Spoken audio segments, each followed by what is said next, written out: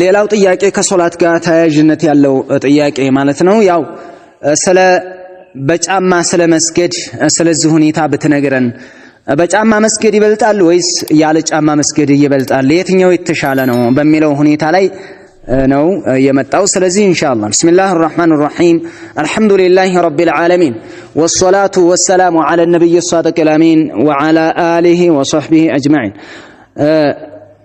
ያለ ጫማ ከመስገድ በጫማ መስገድ አፍضل ነው፣ በላጭነት አለው።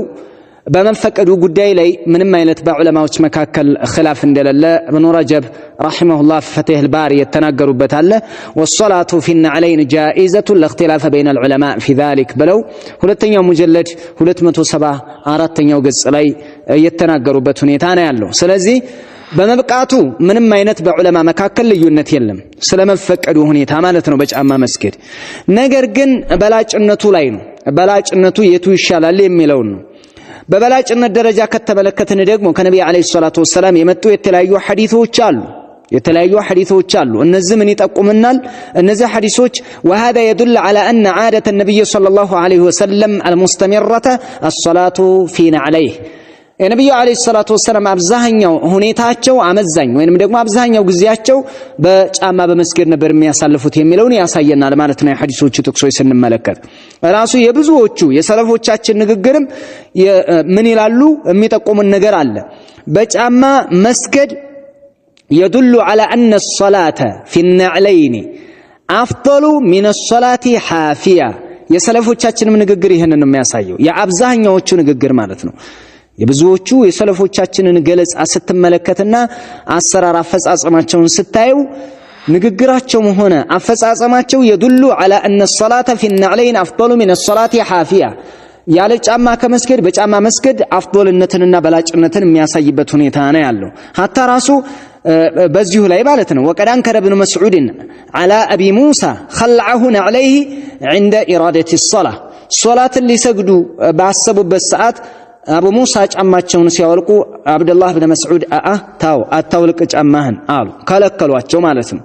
وقال له እንዳውም አብዱላህ ብን መስዑድ እንዲህ ብለው ነገሯቸው። ለማን ማለት ነው? ለአቡ ሙሳ ምን አሏቸው?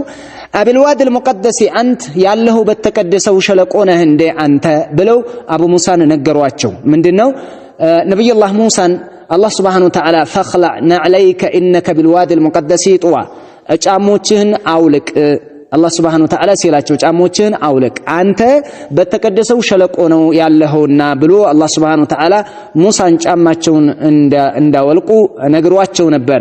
ስለዚህ ያንን ነካ እያደረጉ ነው አብዱላህ ብን መስዑድ። ስለዚህ ምን ነው የሚያሳየን ማለት ነው?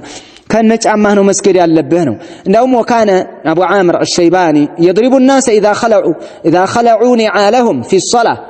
እንዳውም አቡ ዓምር አልሸይባኒ የሚባለው ሰዎችን ጫሞቻቸውን በሶላት ውስጥ ሲያወልቁ ለሶላት ሊሰግዱ ማለት ነው ጫሞቻቸውን ልቅ ሲያደርጉ ይመታ ነበር፣ ቸብ ያደርጋቸው ነበር። ልበስ ጫማህን እያለ ማለት ነው። ከነ ጫማህ ነው የምትሰግደው። وكان النخعي وابو جعفر محمد بن علي اذا قام الى الصلاه لبس نعلهما وصلى فيها። ምን ያደርጉ ነበር? ኢማም النخعي እና አቡ ጃዕፈር መሐመድ ብን አልይ ማለት ነው ሊሰግዱ ሲያስቡ ጫሞቻቸውን ይለብሱ ነበር። እስካሁን አውልቃቸው ተቀመጡ ጫሞቻቸውን ለበስ አድርገው ወደ ሶላታቸው ይሄዳሉ ማለት ነው፣ ይቆማሉ።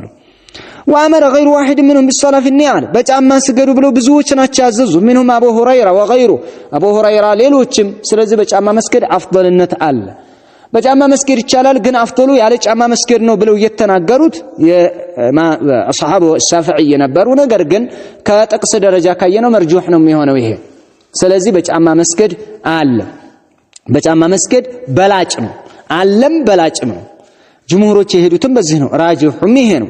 ሐታ ራሱ እብነ ሒዛም ሐፊዘሁላህ አላህ ይጠብቃቸውና ታላቁ ሊቅ የሚናገሩት ነገር አለ ጫማን በተመለከተ ማለት ነው።